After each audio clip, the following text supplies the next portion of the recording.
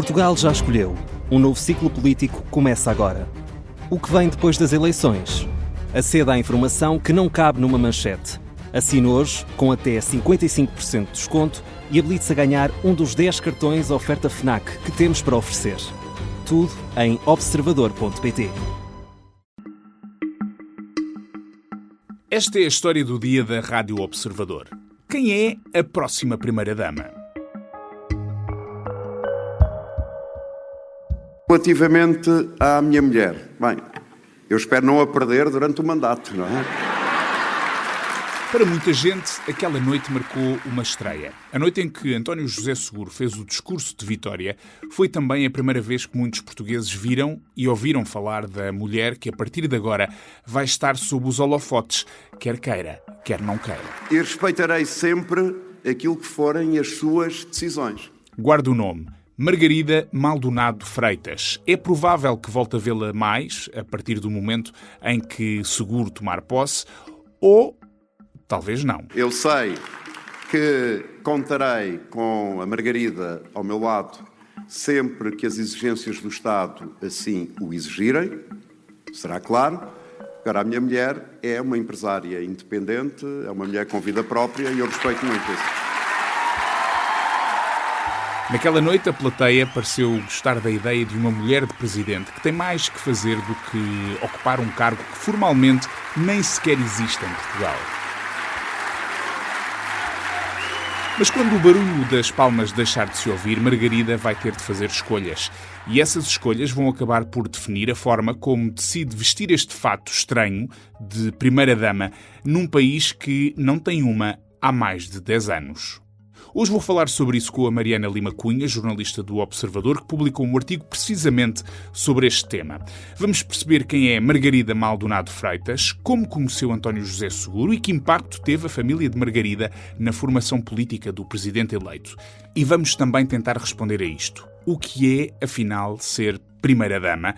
E como é que as mulheres de outros presidentes moldaram um cargo que não existe? Mesmo aquelas que queriam manter uma vida profissional longe do Palácio de Belém.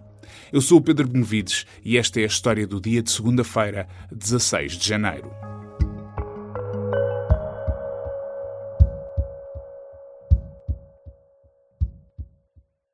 Olá, Mariana. Olá.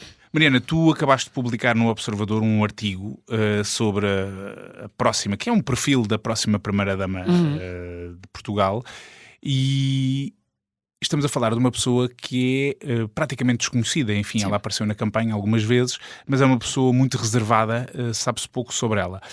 Quando um jornalista recebe essa missão... recebe essa má notícia. É isso que eu queria saber. Quando tu recebeste essa notícia, pelo menos, de que era essa a tua tarefa, o que é que te passou pela cabeça? Olha, pensei, vou ter um dia difícil. Há trabalhos mais fáceis, sobretudo quando lá está a pessoa é muito discreta e não disponibiliza, ou seja, não tem grande interesse em que se saiba muito mais sobre ela. Até isso percebe-se desde logo pelo papel que quer desempenhar enquanto primeira-dama, que não é de uma primeira-dama que seja particularmente, eu não quero dizer presente, não quer dizer que a pessoa não esteja presente ao lado do marido, mas presente no sentido de assumir funções específicas ou de ter uma atividade específica como primeira-dama. E portanto eu sabia que não ia ser uma tarefa fácil, mas acabou por ser um trabalho, olha, que me deu gosto de fazer, porque acabei por mergulhar um bocadinho. O nosso objetivo também era perceber o que é uma primeira-dama, o que é que faz uma primeira-dama. Sendo que não existe, não é? Exatamente. Oficialmente não existe essa figura. Citando uma das nossas alegadas primeiras-damas, Manuela Yanes, é um título pomposo e importado dos americanos, e portanto em Portugal não existe, legalmente, e portanto tive interesse também em perceber no fundo o que é que cada mulher que esteve nesta posição fez do cargo, porque cada uma o interpretou à sua maneira e cada uma acabou por inventar um cargo que não existe, e portanto acabámos por descobrir aqui algumas histórias. Quando tu dizes inventar, estás a falar de identidades que elas próprias criaram. Exatamente, cada uma foi diferente das outras, e eu acho que vai ser um tópico interessante de conversa aqui um bocadinho mais para a frente, mas já agora dá-nos aqui 2 ou 3 curiosidades, também não muitas, que é para os leitores não deixarem de ler a tua história. Eu quero promover o meu texto na mesma. Exato, vão ler o texto da Mariana Lima Cunha, mas dá-nos 2 ou 3 curiosidades sobre Margarida, a futura primeira-dama portuguesa. Sim, a Margarida Maldonado Freitas é de uma família com posses das Caldas da Rainha. É uma família conhecida por ter ligações primeiro à luta republicana, depois ao PS. Havia também alguns rumores sobre ligações à maçonaria, mas que são coisas que, enfim, naturalmente, quando se trata da maçonaria, é natural que não sejam propriamente confirmadas. Era uma missão mais difícil. Exatamente, era uma missão para mais tempo. Mas, ou seja, é uma família que tem alguma tradição já no PS. Aliás, uma das histórias que a própria já contou no passado, num artigo que até foi assinado por ela, é que o bisavô custódio da família Maldonado Freitas recebeu Mário Soares quando ele era criança em casa, enquanto o pai de Mário Soares estava preso nos Açores. Mário Soares acabou por fazer nas Caldas da Rainha um ano, penso que a 4ª classe da sua educação primária, e portanto as Caldas da Rainha eram uma cidade que para Mário Soares era uma das suas casas. E foi na família Maldonado Freitas. Exatamente, que foi acolhido. Isso exatamente. É muito curioso. E portanto já havia ali algumas ligações ao PS que são muito naturais, evidentemente. O pai de Margarida Maldonado Freitas também socialista, e que se torna depois amigo de António José Seguro, que não tinha estas ligações tão naturais, se calhar, ou tão de família ao PS. É quase como eu lia num perfil do Expresso de António José Seguro, é como se tivesse tido o berço político dado pela família da mulher nesse sentido. E o próprio, eu lembro-me, estive na apresentação da candidatura de Seguro, e ele dizia que a família Maldonado Freitas o tinha ajudado muito a consolidar os valores. Ele falava dos valores dele, mas eu diria que até os valores políticos, não é? Porque tem aquela grande ligação ao PS, ao republicanismo, e portanto essa é uma curiosidade que eu acho engraçada. Sim, sem dúvida. Ela depois era da JS, e aí conhece António José Seguro numa noite numa discoteca na Posidónio, na Figueira da Foz, em 94. Posidónio é o nome da discoteca. Exatamente, sim. Dizem-me que é um clássico daquela zona, por acaso não conheço.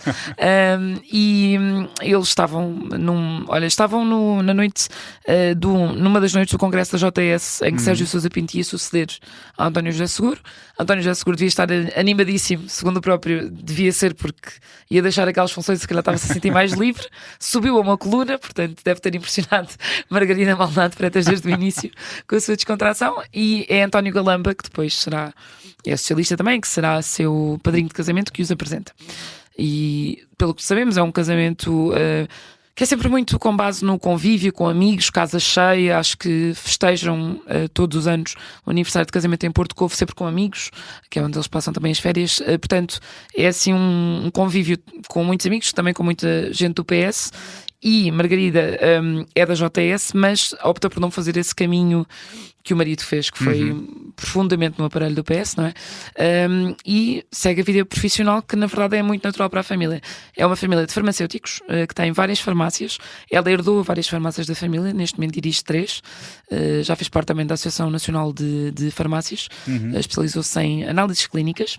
E portanto, já agora, mais uma curiosidade que posso juntar aqui, é que uma dessas farmácias foi sede de campanha de António José Seguro agora nas Caldas da Rainha, porque eles foram viver para lá quando se casaram. Ele diz que agora é incapaz de sair das Caldas, que é de facto uma cidade do coração, e portanto foi graças a Margarida Maldonado Freitas que ele acabou por fazer esse percurso. O António José Seguro fez sede de campanha de um sítio cheio de medicamentos. Exatamente.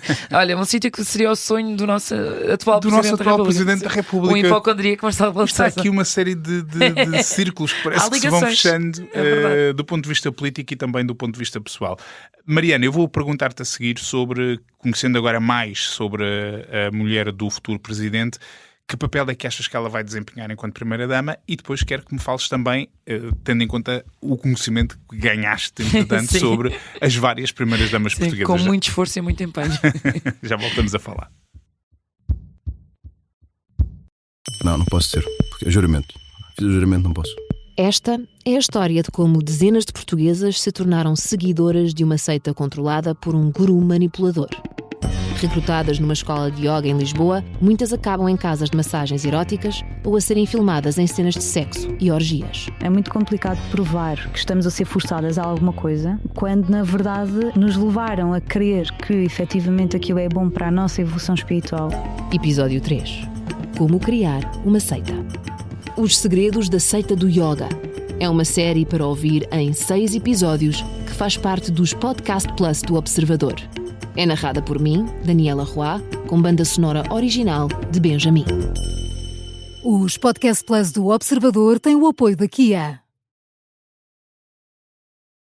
E estamos de volta com a Mariana Lima Cunha, que está aqui a traçar-nos este retrato da próxima Primeira-Dama. De tudo aquilo que, entretanto, já conheceste de Margarida Maldonado de Freitas, como é que achas que ela vai exercer, se é que ela quer exercer o papel de Primeira-Dama? Até ver, parece que vai ser da maneira mais discreta possível. Eu digo parece porque uma das coisas que fui aprendendo também com esta pesquisa sobre primeiras damas, Maria Cavaco Silva escrevia um texto em que dizia que quando chegou a este, enfim, pseudo-cargo, que não existe, é que percebeu que era muito mais solicitada do que pensava. E eu acho que talvez por isso Margarida Maldonado de Freitas, na noite das eleições, respondeu aos jornalistas que espera manter a vida profissional. Ou seja, ela não foi taxativa, ela disse que espera, e eu acho que de facto é porque vai haver aqui uma mudança natural na vida até do casal, não é? E dos dois, que torna difícil prever exatamente se ela vai conseguir executar o seu plano. O seu plano, de facto, é continuar a trabalhar. Ela, como nós já explicámos aqui, é proprietária de farmácias, dirige farmácias nas Caldas da Rainha, vai continuar a viver lá. Esse é também o plano de António José Seguro, que admite dormir em Lisboa, enfim, quando for preciso, quando as reuniões prolongarem, mas a ideia do casal é continuar a vida o mais normal possível. E António José Seguro já disse que, enfim, a mulher é uma empresária, com vida própria, independente, e portanto não lhe vai tirar isso, ela é que toma as suas decisões. Agora, eu não sei se a aplicação depois na prática, isso vai-se ver com o tempo, será assim tão fácil manter uma vida tão normal como Margarida Maldonado de Freitas quer, e prosseguindo aquela que é de facto a sua profissão, para a qual estudou, para a qual trabalhou. Sendo que nós tivemos vários perfis diferentes, Manuel Lianes, Maria Barroso, Maria José Rita e Maria Cavaco Silva. Destas 4, há alguma que tu achas que tem um perfil mais parecido com aquilo que é o da mulher do atual presidente, do próximo Presidente da República? Eu não sei se há alguma mais parecida, no sentido em que eu não sei qual era a intenção delas quando chegaram ao Belém, sem que todas acabaram por ter um papel bastante ativo até. Nós sabemos, por exemplo, podemos ir ao caso Marcelo Rebelo de Sousa, tinha uma namorada, Rita Amaral Cabral, quando chegou à presidência, que de facto não quis aparecer. Ele também nunca considerou que isso fizesse sentido e, portanto, aconteceu, por exemplo, já agora só numa questão protocolar, quando Marcelo Rebelo de Sousa tomou posse. Isso vai voltar a acontecer agora quando sair. Houve um ajuste no protocolo, porque normalmente as primeiras damas trocam de cadeira, literalmente, enquanto o marido está a fazer o juramento para tomar posse na Assembleia da República, elas trocam de cadeira para sinalizar que a nova entrou e a antiga saiu. Neste caso não vai acontecer porque Marcelo Rebelo de Sousa não tem primeira-dama e, portanto, foi o caso em que houve uma descrição total e o cargo não tomou relevância nenhuma. Em todos os outros casos que tu referiste, eu acho que o cargo acabou por ter alguma relevância pelo que cada uma fez dele. Agora, algumas diferenças. Até ao caso de Maria José Rita não havia um gabinete oficial. Neste momento o que nós temos 2 pistas na lei que apontam para a existência da Primeira-Dama, sem nunca lhe chamar Primeira-Dama. O primeiro é que existe um gabinete oficial, que é o Gabinete de Apoio ao Cônjuge do Presidente da República, e que prevê que haja um gabinete junto à Casa Civil com 3 funcionários. Esses funcionários são retirados de dentro da Casa Civil, ou seja, não há gasto extra por causa disto, e não há um orçamento. O que talvez também explique porque é que as primeiras-damas se costumam concentrar tanto, por exemplo, em ações de solidariedade, ou seja, Maria Cavaco Silva dizia que se dedicava muito ao networking, apresentar pessoas a pessoas, tentar, no fundo, exercer alguma influência dentro da esfera de poder limitada que tem. Mas, portanto, há esse gabinete e há também uma lei dos protocolos portuguesa, que o que diz é que, no caso de altas entidades públicas, como é o Presidente, quando o cônjuge for convidado, tem direito a ser equiparado ao cargo, ou seja, tem a mesma cerimónia feita para ele, tem um lugar à mesa, enfim. Isso costuma acontecer muito, por exemplo, em visitas de Estado ao estrangeiro, ou quando um chefe de Estado estrangeiro vem cá e traz a mulher ou o marido, é natural que o nosso chefe de Estado seja acompanhado, enfim, pela Primeira-Dama, lá está. Portanto, são coisas... E há programas até, às vezes, exatamente, às vezes até há programas para as separados. mulheres ou para os maridos. Exatamente. Consoante. E, portanto, lá está, apesar de não ser um cargo formal, há algumas coisas previstas e há este gabinete. Nos casos das primeiras-damas que vieram antes desta lei existir, esta lei foi adotada em 1996, portanto já valeu para Jorge Sampaio e para Maria José Rita, o que aconteceu foi informalmente um bocadinho a mesma coisa. Ou seja, Manuela Yanes, o que explicou em entrevistas depois já posteriores, foi que ela diz que se organizou um gabinete na residência para não gastar dinheiro, que o marido lhe dispensou um funcionário, pronto, na altura, foi aquele que teve direito. Aliás, ela insiste muito na frugalidade de António Ramalho Yanes, diz que ele pagava até do bolso dele jantares com personalidades porque não queria pôr esse gasto, enfim, nas contas de Belém. Ela fazia o seu cabelo, a sua maquilhagem, eu li uma reportagem da Máxima que dizia que ela fazia os embelezamentos femininos sozinha e com sucesso, dizia a Máxima, portanto, que tratava disso tudo e, portanto, eram bastante frugais neste uso do cargo também dela.